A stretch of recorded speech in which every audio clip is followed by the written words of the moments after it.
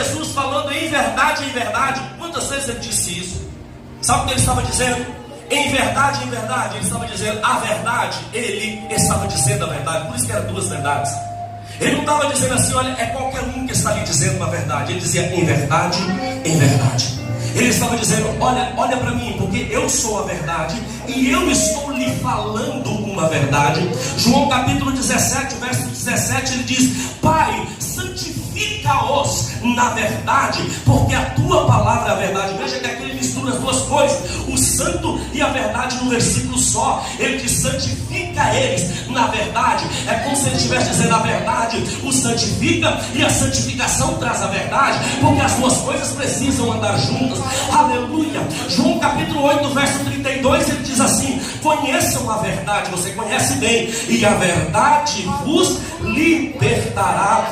João capítulo 14, verso 6, alguém já citou hoje aqui, diz assim: eu sou o caminho, eu sou a verdade e eu sou a vida. Você sabe o que é que Jesus estava dizendo aqui para nós? Eu sou o caminho a qual você deve seguir, eu sou a verdade na qual você deve acreditar, e eu sou a vida eterna que você receberá se você seguir o caminho e seguir a verdade. Aleluia. Ele não está nem aí para mentirosos ou para falsos, ele está pautado na verdade e quer que nós também estejamos. Por isso lá em João capítulo 24 ele diz: Deus ele é espírito, e importa com que aqueles que vão adorá-lo adorem em espírito e em verdade.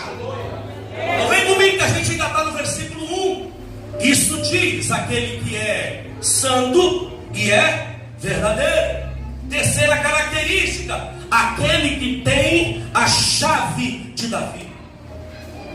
Essa é uma das partes que muita gente não entende, porque a palavra do Senhor diz que Jesus tinha a chave de Davi. Redobre a sua atenção.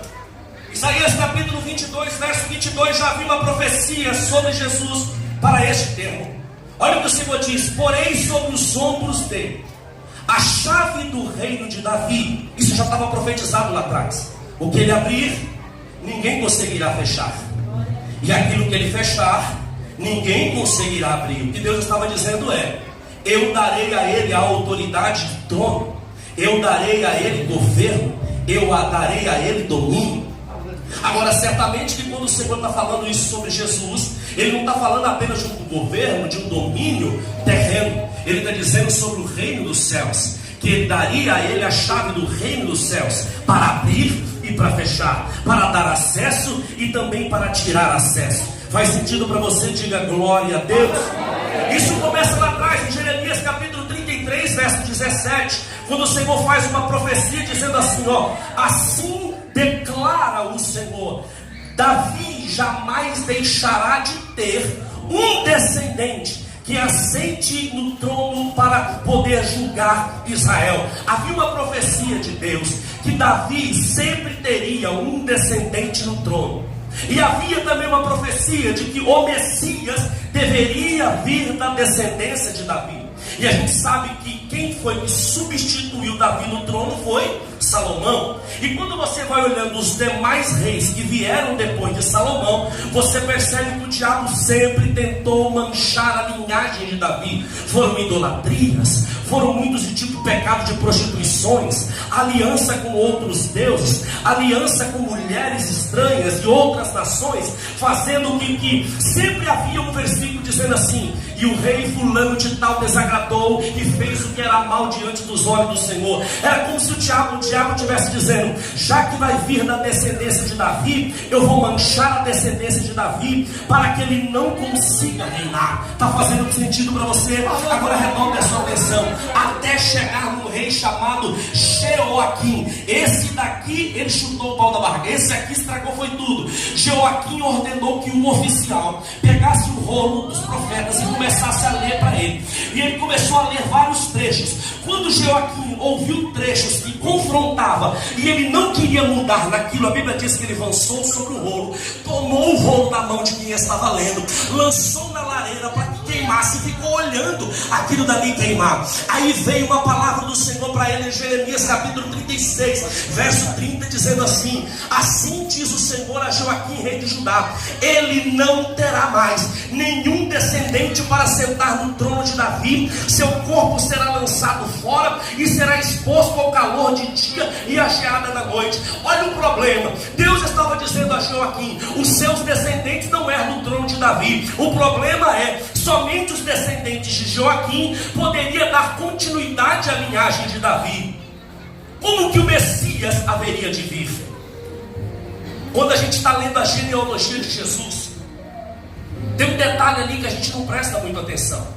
Se você ler a genealogia de Jesus, segundo Mateus, ela termina, para chegar a Jesus, ela termina assim, ó: Eliúde gerou Eleazar, Eleazar gerou Matã, Matã gerou Jacó, Jacó gerou José, José era marido de Maria. Essa descendência narrada por Mateus é uma descendência que parte de Salomão. Agora, quando você vai ver a descendência de Jesus contada por Lucas, Lucas narra de trás para frente. E ele começa dizendo o seguinte: Jesus era filho de José, que era filho de Eli, filho de Matate, filho de Levi. E aí vai, ou seja, aqui ele diz que o pai de Jesus, o pai de José não era Jacó, o pai de José era Eli. Aí algumas pessoas ficam perguntando: poxa, será que a Bíblia se confundiu? Não. Olha esse detalhe. A genealogia contada em Mateus é a genealogia que veio de Salomão. Mas a genealogia contada por Lucas é a genealogia que vem de Maria. É a genealogia que vem de um outro filho de Davi, que as pessoas quase não sabem sobre a história dele. Um outro filho que também foi filho de Betseba, que Davi teve mais de 20 filhos, com Betseba ele teve 4. Um outro irmão de Salomão chamado Natã, e ninguém quase nunca fala do Natã. Por que que ele coloca que Eli era o pai de José? Porque isso aqui é uma forma de se expressar, porque naquele tempo a mulher não entrava na genealogia. Então dizer que era filho dele é como se dissesse que era genro dele. Mas se você pegar a história toda, se você pegar a genealogia toda e pegar de cabo a rabo, você vai ver que se trata da genealogia de Maria e não da genealogia de José. Sabe o que é que o Senhor estava dizendo? Eu vou trazer um descendente da tribo, da descendência de Davi. Só que eu não vou deixar com que ela seja manchada por toda essa descendência que veio de Salomão e que o diabo conseguiu manchar a história. E quando eu fico imaginando mais ou menos assim, quando o diabo via um rei dizendo assim: será que esse aqui é o Messias? Ele ia lá e tentava manchar a história dele. Aí não era. Aí viu o próximo, ele disse: será que esse aqui é o Messias? Eu vou tentar manchar a história dele. Por quê? Porque ele vem da descendência de Davi. Só que quando chega a hora de Jesus nascer, fica imaginando o diabo olhando mais ou menos assim: eu não sei se vem de um lado, eu não sei se vem do outro, mas de qualquer forma eu pego. Por quê? Porque Maria vai precisar de um homem para poder ter o sangue com ela. E ele então vai trazer essa genealogia de Davi pecaminosa que eu contaminei durante gerações, e ele não vai conseguir ser o Messias. Aí o Senhor está bolando um plano mais ou menos assim: eu vou trazer Jesus lá da descendência de Davi, sem precisar passar pela descendência de Salomão. Como que vai ser isso? Ninguém conseguia entender. O Senhor estava planejando, e ele começa dizendo lá em Isaías mais ou menos assim: eis que a virgem conceberá, dará à luz a um filho e chamá-lo-ão de Emanuel. Escuta. É como se o Senhor estivesse dizendo: enquanto Satanás está tentando manchar a descendência do filho de Davi, Deus estava trazendo a descendência de Natã por debaixo dos panos, por debaixo dos olhos do diabo. Essa daqui você não está nem vendo, você não sabe nem de onde é que vai vir o Messias. Aleluia!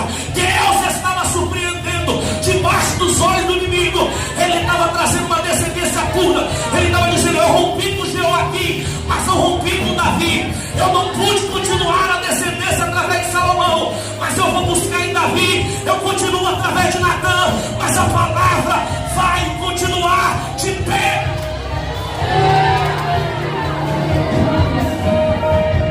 Fica comigo no texto, porque ele diz: esse que fala contigo é o santo, o verdadeiro, aquele que tem a chave de Davi.